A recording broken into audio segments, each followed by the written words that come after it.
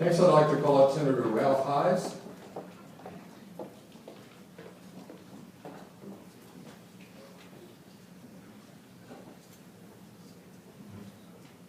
Glad to have you with us this year.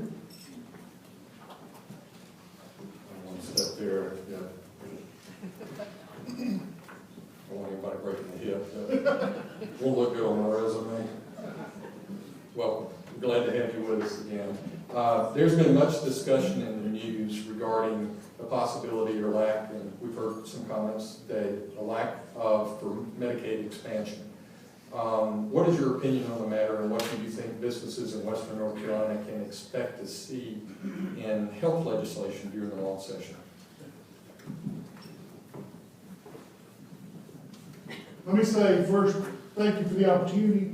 Thank you, my District 47. I pride and say we have Buncombe County surrounded on 3 sides. and so I have 3 senators that if any of them need to get to Raleigh, they got to come through the 47. So that's coming out. So representing both the Tennessee line and South Carolina line, that's the way we set that up.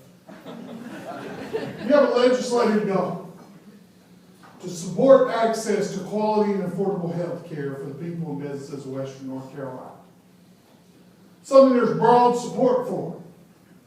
But if I said to you, I have the key for your businesses, you need to have more customers that's going to cost you more to serve than you get paid for those customers. And that's your solution moving forward. Well, that's the idea of expanding Medicaid. It costs more to serve Medicaid patients, any hospital or doctor will tell you that, than you're reimbursed for them, and we should go after that.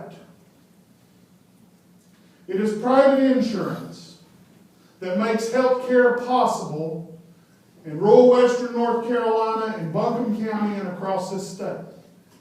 And if we do not focus on expanding the private insurance market in North Carolina and making an affordable product of private insurance, we will destroy our health care system.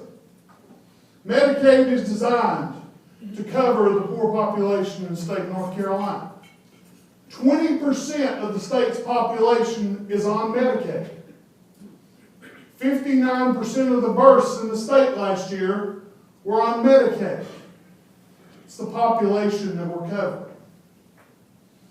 We have to focus on being able to grow your businesses, your industries in this state, and making sure that we have a vibrant economy that provides for the health care of the citizens of this state. We're not here to chase the federal dollar or the federal money that's coming forward. We're here to ease regulations on your businesses, to take those funds off, and to make sure that we have sustainable systems. That's our role as a government.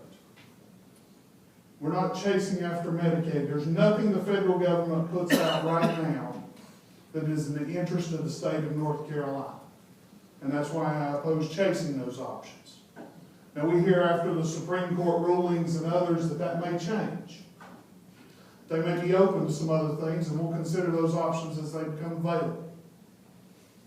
But we're not chasing a failed policy. So that's where we stand on health care. There's a lot of things coming up for this legislative session. But you will see, as you've seen in 4 years, you now have a legislature that's focused on the interest of your business and industries. I like to tell people, I said, you can't ever think we're going to prosper as a state until you realize where your prosperity comes from. And first, to me, that's a spiritual statement, but it's also a business statement.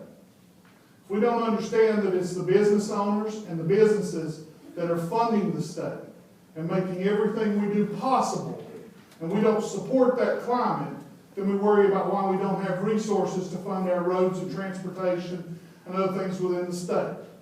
You can't throw out our business and industries. That's why we focused on regulatory reform. 4 years now, we've put a regulatory reform bill in to make sure that we're taking government out of your way as a business.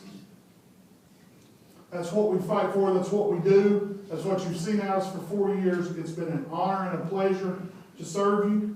It's been an honor and pleasure to serve with North Carolina's greatest leader, Tom Apodaca. There is nothing more in Western North Carolina. It's been tough economic times. And he has led the fight for Western North Carolina, for its universities and its institutions in coming forward. And I'm proud to serve with him. I look forward to serving with the new class, and I thank you again for this opportunity.